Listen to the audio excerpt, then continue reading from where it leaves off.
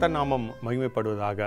Hope TV நேயர்கள் உங்கள் ஒருவரையும் இயேசு கிறிஸ்துவின் இனிய நாமத்தினால் வாழ்த்துக்களை கூறி வரவேற்கிறேன். மிராக்கிள்ஸ் ஆஃப் ஜீசஸ், இயேசுவின் அற்புதங்கள் என்ற தலைப்பில் நம் பாடங்களை படித்து வருகிறோம். அதில் இன்றைக்கு நாம் படிக்க போகிற தலைப்பு என்னவென்று சொல்லி பார்த்தீங்கன்னா 4 கதைகள் அப்படின்ற தலைப்பில் பாடங்களை படிக்க போகிறோம். அதற்கு முன்பாக தலைகளை தாழ்த்தி நம்ம ஜெபிப்போம். எங்கள் அன்பு நிறைந்த பரலோகத்தின் தகப்பனே, இதோ இந்த பூலோகத்தில் நீ இருந்த காலகட்டத்தில் நீர் செய்த இந்த அற்புதங்கள் எங்கள் வாழ்க்கைக்கு, கடைசி காலத்தில் வாழ்கிற எங்கள் வாழ்க்கைக்கு பிரயோஜனமாக இருக்கத்தக்கதாக நீர் வைத்திருக்கிறதுக்காக நன்றி செலுத்துகிறோம். தியானிக்கிற வசனங்கள் எங்களுக்கு ஆசீர்வாதமாக இருக்கும்படியாக நீர் எங்களை வழிநடத்த வேண்டும் என்று இயேசுவின் வழியாக ஜெபிக்கிறோம் பிதாவே, ஆமேன். இந்த நாளுடைய செய்தி தலைப்பு 4 கதைகள். இன்ஃபேக்ட் 5 கதைகள் இருக்குது. ஒரே சம்பவம் மாரி இருக்கிற 5 கதைகள். ஒரு கதை 2 தடவை போல் ரிப்பீட் ஆகிறதுனால நம்ம 4 கதைகள் என்று எடுத்துக்கிறோம். என்ன இந்த 4 கதைகள் அப்படின்னு சொல்லி பார்த்தீங்கன்னா, லூக்கா எழுதின சுவிசேஷம் 17ஆம் அதிகாரத்தில் ஃபஸ்ட்டு குஷ்டரோகிகள் இயேசு கிறிஸ்து கிட்ட ஐயரே எங்கள் மேல் இரக்கமாக இருங்கள் என்று கேட்க, அவங்களுக்கு என்ன செஞ்சு சொல்லி பார்த்தீங்கன்னா இயேசு கிறிஸ்து உடனே சுகம் கொடுத்தாங்க என்று பார்க்குறோம். இன்னும் மத்தேயு 15ஆம் அதிகாரத்தில் ஒரு கானானியன் ஸ்திரீ, தாவீதின் குமாரனே என்மேல் இரக்கமாக இருங்கன்னு கேட்கும் போது அவங்களுக்கும் என்ன கிடச்சிச்சுன்னா நல்ல பதில் கிடச்சிச்சு என்று பார்க்குறோம். இன்னும் மத்தேயு 9ஆம் அதிகாரத்தில் 27ஆம் வசனத்துலேருந்து 32ஆம் வசனம் மட்டும் இருக்கிற 2 குருடர்கள், தாவீதின் குமாரனே எனக்கு பார்வை கொடுங்க என்று கேட்கும் போது, எங்கள் மேல் இரக்கமாக இருங்கன்னு கேட்கும் போது அவங்களுக்கு பார்வை கிடச்சிச்சு என்று பார்க்குறோம். இன்னும் மத்தேயு 17ஆம் அதிகாரத்தில் 14லேருந்து 18 வசனம் மட்டும் இருக்கிற ஒரு சம்பவத்தில் ஒரு தகப்பன் தன்னுடைய குமாரனுக்காக மன்றாடுவதும், தாவீதின் குமாரனே எங்களுக்கு இரக்கமாக இருங்க என்று கேட்ட ஒரு காரியத்தை பார்க்குறோம். இதேபோல் இன்னொரு சம்பவம் மத்தேயு 20ஆம் அதிகாரம் 30ஆம் வசனத்தில் இன்னும் 2 குருடர்கள், தாவீதின் குமாரனே என் மேல் இரக்கமாக இருங்க என்று சொல்லப்பட்டுச்சு. முன்னாடி 9ஆம் அதிகாரத்தில் இருக்கிற குருடர்கள் இவர்கள் அல்ல. ஏன்னா 9ஆம் அதிகாரத்தில் இருக்கிற குருடர்களுக்கு பார்வை அடைஞ்ச பின்பாக அவங்க மீண்டும் இயேசு கிறிஸ்து கிட்ட கேட்க போகிறதில்ல. இப்படி ஒரு 5 சம்பவம் இருக்குது. குருடர்களாக 2 தடவை வந்தனால 4 கதையை நம்ம எடுத்து தியானிக்க போகிறோம். வேதம் சொல்கிறது, நீதிமொழிகள் 28:13, தன் பாவத்தை மறைக்கிறவன் வாழ்வடைய மாட்டான், அவைகளை அறிக்கை செய்து விட்டு விடுகிறவனோ இரக்கம் பெறுவான் என்று சொல்லப்பட்டிருக்கு. இந்த 4 சம்பவத்திலையும் என் மேல் இரக்கமாக இருங்கள் என்று கேட்டபோது இயேசு கிறிஸ்து அவங்க மேலே இரக்கமாக இருந்து உடனே பதில் கொடுத்தது போல நம்ம வாழ்க்கையிலும் நடக்க வேண்டும் என்பது தான் இந்த நாளுடைய தியானத்தினுடைய மைய கருத்து. ஒவ்வொரு கதைக்காக நம்ம கடந்து போகலாம். லூக்கா எழுதின சுவிசேஷம் 17ஆம் அதிகாரம் 11லேருந்து 19 வசனத்தில் மட்டும் பார்க்கும்போது, இந்த 10 குஷ்டரோகிகள் இயேசு வழியாக வருவதை பார்த்தபோது, ஐயரே எங்கள் மேல் இரக்கமாக இருங்கள் என்று கேட்டாங்க. அதுக்கு இயேசு கிறிஸ்து என்ன சொன்னாங்க, நீங்கள் போய் ஆசான இடத்தில் காட்டுங்க அப்படி என்று சொன்னாங்க. இந்த கதையினுடைய மற்ற பகுதி சம்பவங்களும் அறிந்திருக்கிறோம். இங்கே நம்ம தியானிக்க போகிறது அவன் உடனே சுகம் அடைந்தாங்க அப்படின்னு சொல்கிற அந்த காரியத்தை குறித்து நம்ம தியானிக்க போகிறோம். கானானின் ஸ்ரீ என்ன செய்தார்கள் என்று சொல்லி பார்த்தீங்கன்னா, இயேசு கிறிஸ்து தாவீதின் குமாரனே என் மேல் இரக்கமாக இருங்க என்று அவங்க விண்ணப்பத்தை வைக்கிறாங்க. இயேசு கிறிஸ்து இந்த விண்ணப்பத்தை கவனிக்காதபடி இருக்கும் போது அந்த பெண்மணி என்ன செய்கிறார் என்று பார்த்தீங்கன்னா, ஆண்டவரே என்று சொல்லி அவரிடத்தில் எனக்கு உதவி செய்வதற்கு யாருமே இல்லை என்று சொல்லி அவரை பணிந்து கொண்டாங்க அப்படி என்று பார்க்கிறோம்.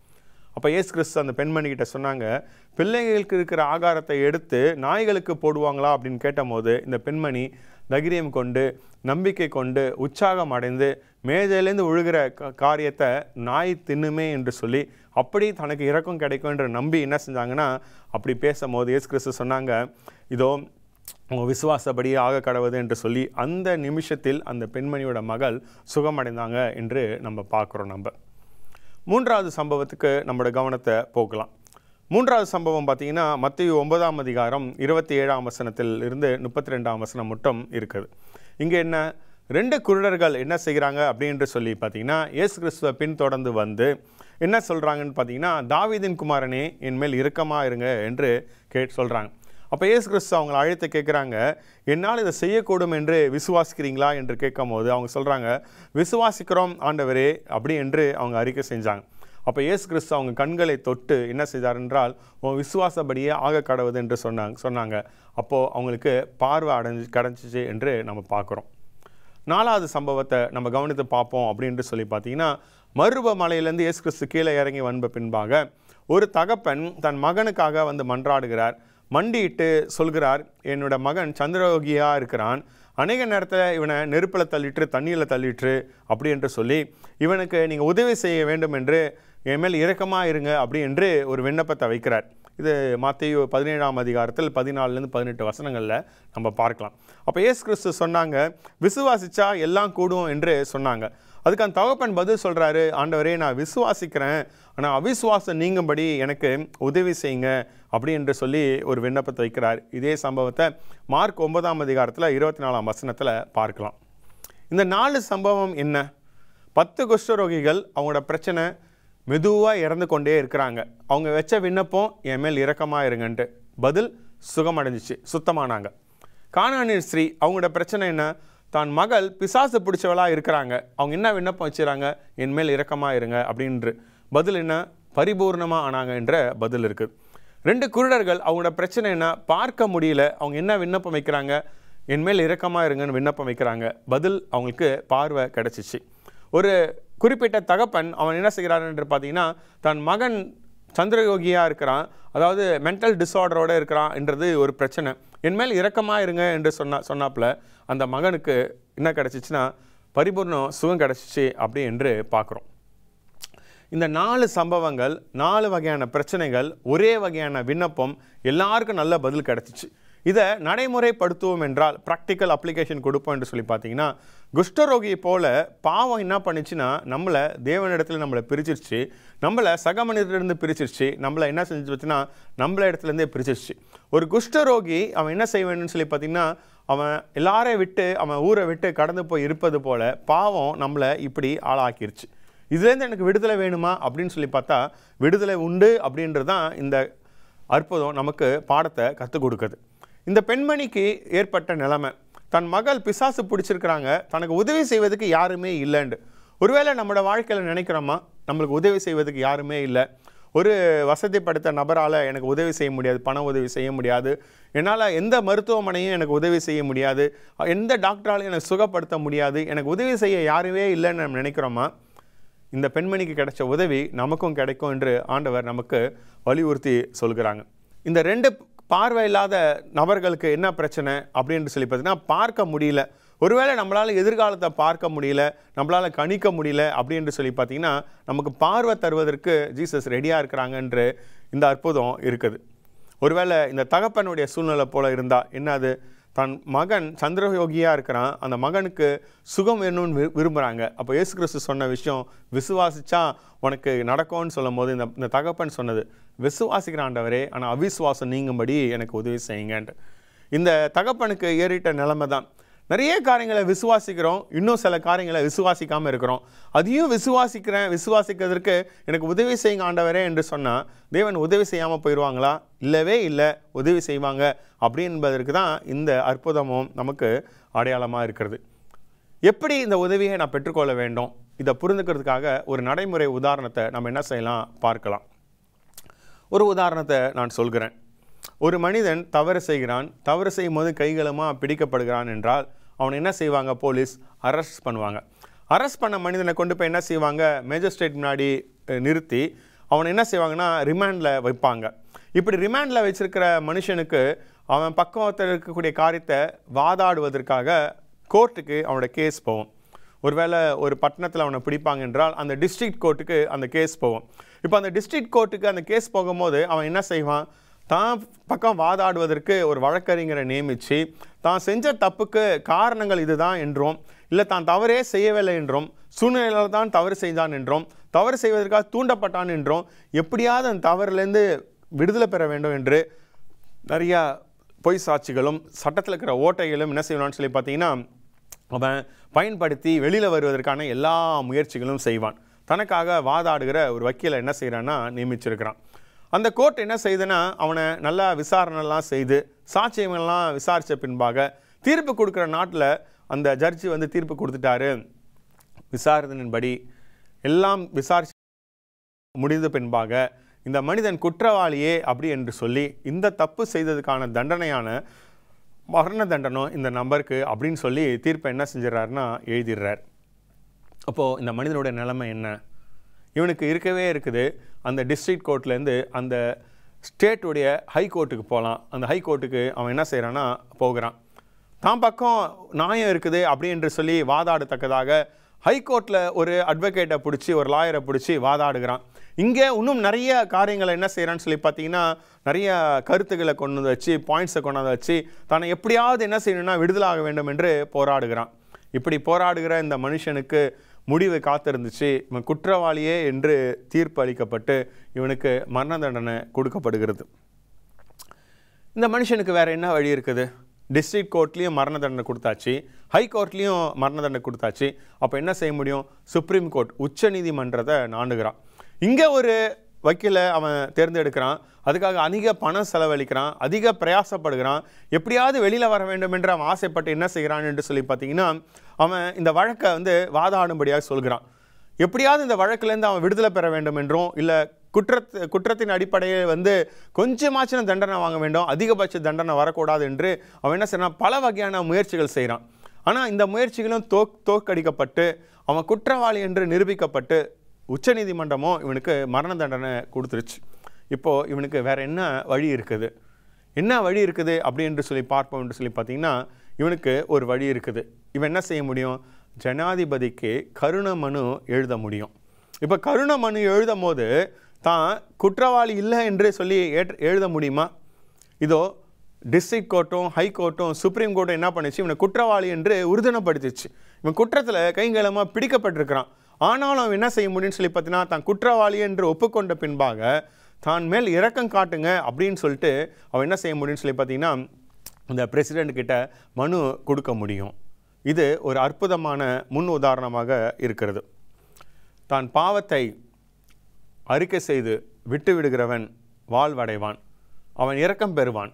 ஆனால் மறைக்கிறவன் என்ன செய்வான்னு சொல்லி பார்த்தீங்கன்னா, வாழ்வடைய மாட்டான் என்று பார்க்குறோம்.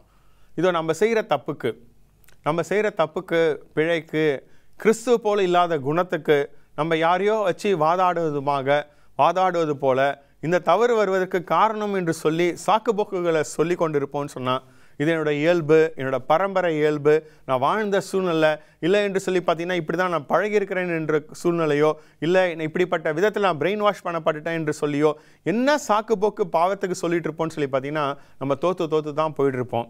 ஆனால் இந்த 4 நபர்கள் கேட்ட காரியம் என்ன?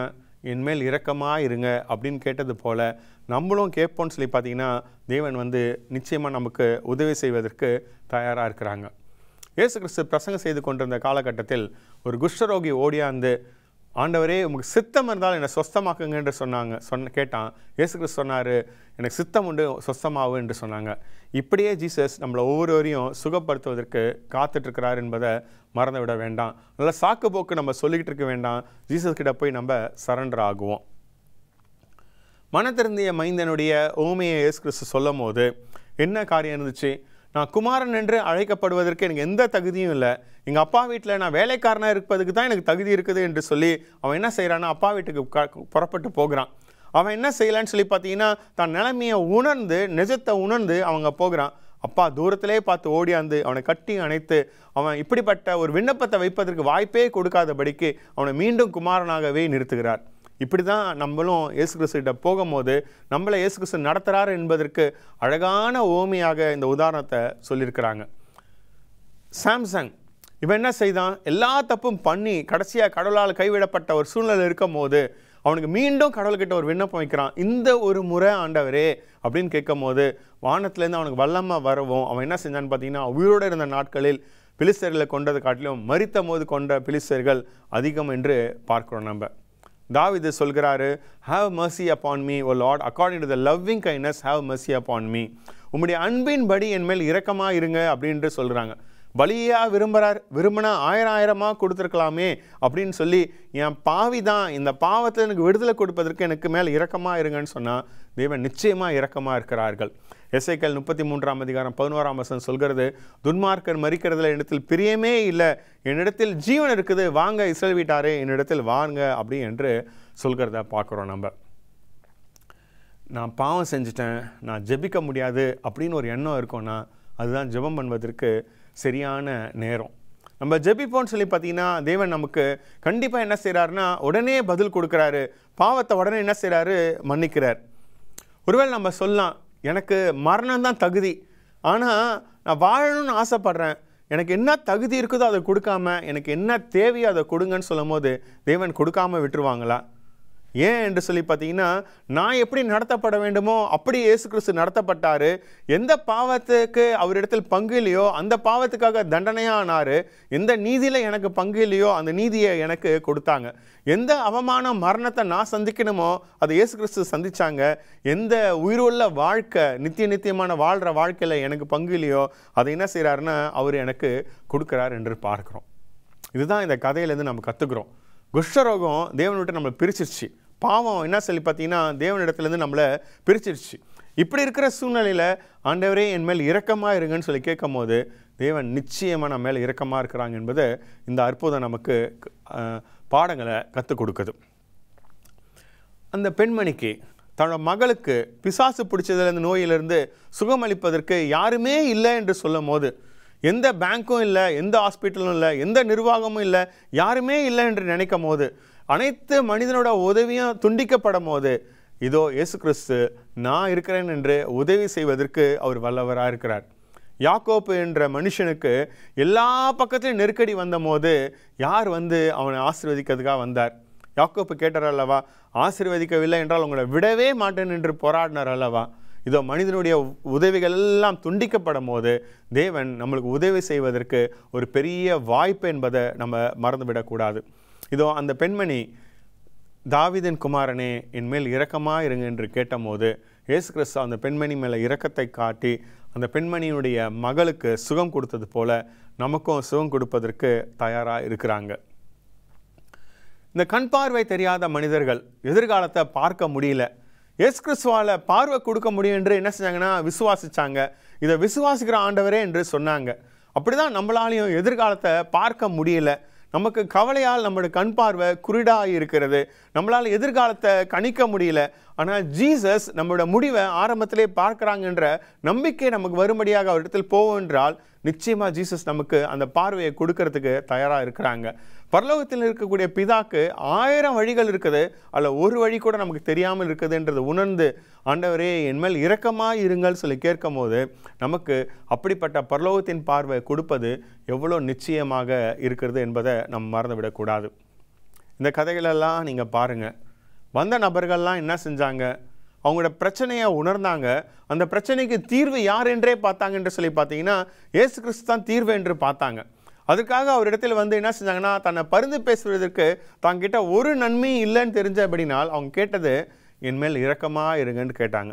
அப்படி தன் மேல் இரக்கமாக இருங்கன்னு கேட்டது நிமித்தம் இயேசு கிறிஸ்து சொல்கிறாங்க நான் உன் மேல் இரக்கமாக இருக்கிறேன் என்று சொல்லி அவர் மனதுருக்கதை என்ன செஞ்சாங்கன்னா அவர் மேலே பொழிந்தாங்க. எல்லாருக்கும் அது என்ன பண்ணிச்சு? நன்மையாகவே அமைஞ்சிச்சு என்பதை நம்ம பார்க்குறோம். நம்ம இந்த கடைசி சம்பவம், ஒரு தகப்பன். இந்த தகப்பனுக்கு சீஷர்கள் கொண்டு போகும்போது அவங்களால சுகப்படுத்த முடியல. இயேசு கிறிஸ்து வந்த உடனே இயேசு கிறிஸ்துகிட்ட கொண்டு போகிறாரு. இயேசு கிறிஸ்துகிட்ட கொண்டு போயிட்டு இயேசு கிறிஸ்து சுகம் அளிப்பார் என்று அவர் விரும்பினார். அந்த மனுஷனுக்கு உடைய மகனுக்கு சந்திர யோகியாக இருக்கிறான், ஒரு மென்டல் டிஸார்டரோடு இருக்குது. அதனால் அவனை என்ன செஞ்சிச்சு? அநேக முறம் அது தண்ணியில் தள்ளிட்டு அநேக முறம் நெருப்பில் தள்ளிச்சு. ஒருவேளை இந்த காலத்தில் கட்டத்தில் பார்ப்போம்னு சொல்லி பார்த்தீங்கன்னா மல்டிபிள் சூசைட் அட்டம் பண்ணுற மனுஷனாக அந்த பையன் இருக்கிறான். இவனை எப்படியாவது காப்பாற்ற வேண்டும் என்று தகப்பனுக்கு ஒரு பெரிய வாஞ்சை. அந்த வாஞ்சியை கிறிஸ்து நிறைவேற்றுறதுக்கு தயாராக இருக்கிறாங்க. ஆனால் இயேசு கிறிஸ்து அங்கே ஒரு விஷயத்த சொல்கிறாங்க. என்னது? விசுவாசிச்சா கூடும் அப்படி என்று சொல்கிறாங்க.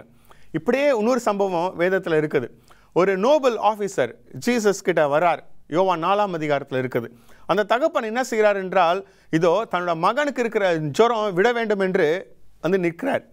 கானானூரில் இயேசு கிறிஸ்து அற்புதம் செஞ்சதை பார்த்து மீண்டும் இயேசு கிறிஸ்து கானானுக்கு வரும்போது இந்த நபர் வந்து என்ன செய்கிறாருன்னா ஒரு விண்ணப்பத்தை வைக்கிறார். அப்போ இயேசு கிறிஸ்து சொல்கிறாங்க இதே காரியத்தை தான் விசுவாசிச்சா நடக்கும்னு சொல்லிட்டு. அந்த தகப்பனுக்கு இயேசு கிறிஸ்து மேலே பரிபூர்ண விசுவாசம் இல்லை. ஆனால் தகப்பன் என்ன செய்கிறாருன்னா சரண்டர் ஆகுறாரு. அப்போது இயேசு கிறிஸ்து சொன்ன ஒரு வார்த்தையில் அந்த நேரமே ஜுரம் அந்த மகனுடையத்திலேருந்து கடந்து போயிட்டு என்று பார்க்குறோம். அப்படியே இந்த தகப்பனுக்கும் இருக்கிற நிலைமை. விசுவாசிச்சா தன் மகனை காப்பாற்ற முடியும், என்ன செய்வது என்று தெரியல, திணறி கொண்டு இருக்கிறார். அப்போ ஒரு முடிவு எடுத்து இந்த காரியத்தை அவர் சொல்கிறார். என்ன முடிவு எடுக்கிறாரு? ஆண்டவரே நான் விசுவாசிக்கிறேன், ஆனால் அவிசுவாசம் நீங்கும்படி எனக்கு உதவி செய்யுங்கன்னு சொல்லிட்டு பேதுரு இயேசு கிறிஸ்துக்கிட்ட வந்து நான் 7 தடவை என் சகோதரனை மன்னிச்சிட்டா நான் பெரிய ஆளா அப்படின்று கேட்குறாப்புல. இயேசு கிறிஸ்து பதில் சொல்லிட்டாங்க, 7 முறை இல்லை 70 முறை மன்னிக்க வேண்டும் என்று. அப்போ பேதுரு இயேசுவின் பாதத்தில் சரண்டர் ஆகிட்டு சொல்கிறாரு, ஆண்டவரே என் விசுவாசத்தை வர்ச்சிக்கம் பண்ணுங்க அப்படின்ட்டு சொல்கிறாங்க. தேவனுடைய எதிர்பார்ப்பு, நம்மக்கிட்ட மனுஷங்கிட்ட இருக்கிற எதிர்பார்ப்பு இல்லை, தேவோட கிருபையினால் மனுஷனை அவர் மாற்றுகின்ற அந்த நிஜமான காரியமானது மனுஷனுடைய எண்ணத்துக்கு எட்டாத மேலாக இருக்கிறது. இது நமக்கு தெரியும் போது இது எப்படி கூடும் அப்படின்னு நம்ம கேள்வி கேட்குறோம். ஆனால் இந்த நேரத்தில் நான் செய்ய வேண்டிய விஷயம் என்ன தெரியுமா? ரொம்ப சிம்பிள். விசுவாசிக்கிற ஆண்டவரே, அவிசுவாசம் நீங்கும்படி எனக்கு உதவி செய்யுங்க அப்படின்னு சொல்லி தைரியமாக கிறிஸ்துவ இடத்தில் நம்ம சரண்டர் ஆகிறது தான். ஒருவேளை நமக்கு 28 மூல உபதேசங்கள் இருக்குது. இந்த மூல உபதேசங்களை எல்லாத்தையும் விசுவாசிக்கிறோமா? சில உபதேசம் நம்ம பிடித்திருக்கலாம், அது வேற. ஒவ்வொரு உபதேசம் நமக்கு டேஸ்ட் அண்ட் ப்ரிஃபரன்ஸ் நம்மளுக்கு மாறலாம். ஆனால் இன்னும் நான் வேதத்தில் சொல்லப்பட்டிருக்கிற அடிப்படை உபதேசங்கள் மேலே எனக்கு இன்னும் சந்தேகம் இருக்கிறதா? நம்மளுடைய வேதாகமத்தின் வழியாக காட்டுகிற வழிகள் மேலே நமக்கு இன்னும் சந்தேகம் இருக்குதா? சில காரியங்களை மட்டும் நான் விசுவாசிக்கிறேன், சில காரியங்களை நான் விசுவாசிக்காமல் இருக்கிறேன் அப்படின்னு நம்மளால் சொல்ல முடியுமா? ஒன்றும் இல்லை, மீறிட்டாலும் அனைத்தையும் மீறினதுக்கான அர்த்தம் தானே. இதை நான் சரியாக புரிந்துக்கிட்டேன்னா, இந்த தகப்பன் புரிந்து கொண்டார். என்னன்னா, தான் விசுவாசிக்கலை என்ற ஒரு காரியத்தை இயேசு கிறிஸ்துக்கிட்ட மறைக்க முடியாது என்றதை தெரிந்துக்கிட்டார். தனக்கு விசுவாசிக்க வேண்டும் என்றால் அந்த உதவியை இயேசு தான் செய்ய வேண்டும் என்று தெரிந்துக்கிட்டார். தான் மகனுக்கு உயிர் வர வேண்டும் என்றால், தன் மகனுடைய மனநிலைமை மாற வேண்டும் என்றால் தான் விசுவாசிக்க வேண்டும். தான் விசுவாசிக்க வேண்டும் என்றால் இயேசு கிறிஸ்துவும் பதில் கொடுக்க வேண்டும் என்று அவன் புரிந்திருந்தார். அதனால தான் சொல்லிட்டாரு, ஆண்டவரே விசுவாசிக்கிறேன், ஆனால் அவிசுவாசம் நீங்கும்படி எனக்கு உதவி செய்யுங்க. இயேசு கிறிஸ்து சுகம் அளித்தார். இந்த தகப்பனுக்கும் சுகம், அந்த பையனுக்கும் சுகம்.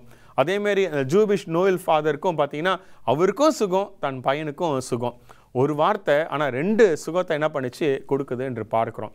இயேசு கிறிஸ்துக்கிட்ட நம்ம தைரியமாக கடந்து சென்று நம்ம கேட்கணும், ஆண்டவரே இது நான் விசுவாசிக்கலை, எனக்கு அவிசுவாசம் நீங்கும்படி எனக்கு உதவி செய்யுங்க என்று சொல்லி. இதோ லாசரோட சகோதரி உயிர்த்தெழுதலை பற்றி சரியாக புரிந்து கொள்ளாமல் இருக்கும் போது கூட, இயேசு கிறிஸ்துவுடைய தெய்வீக தன்மையை சரியாக புரிந்து கொள்ளாத போது இருக்கக்கூட, என் சகோதரன் கடைசி நாளில் உயிரோடு எழுந்திருப்பான் என்று சொன்னாப்ல.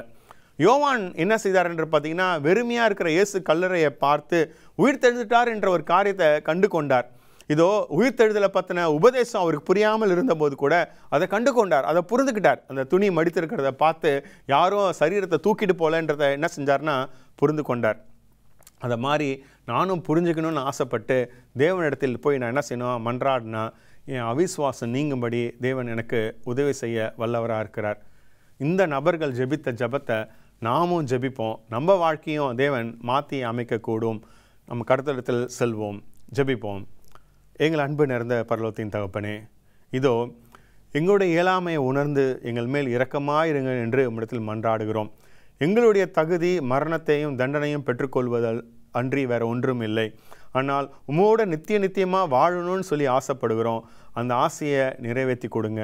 எங்களுக்கு உம்மிடத்தில் பரிந்து பேசுவதற்கு எங்களிடத்தில் ஒன்றுமே இல்லை. ஆனால் சொல்கிறோம், எங்கள் மேல் இரக்கமாயிரும். தாவீதின் குமாரனே, எங்கள் மேல் இரக்கமாயிரும். இவனத்தின் கிறிஸ்து இயேசுவின் வழியாக ஜெபிக்கிறேன் பிதாவே, ஆமேன். கர்த்தர் தாமே நம்ம ஒருவரையும் ஆசீர்வதிப்பாராக. மீண்டும் ஒரு நிகழ்ச்சியில் நாம் சந்திப்போம். ஆமேன்.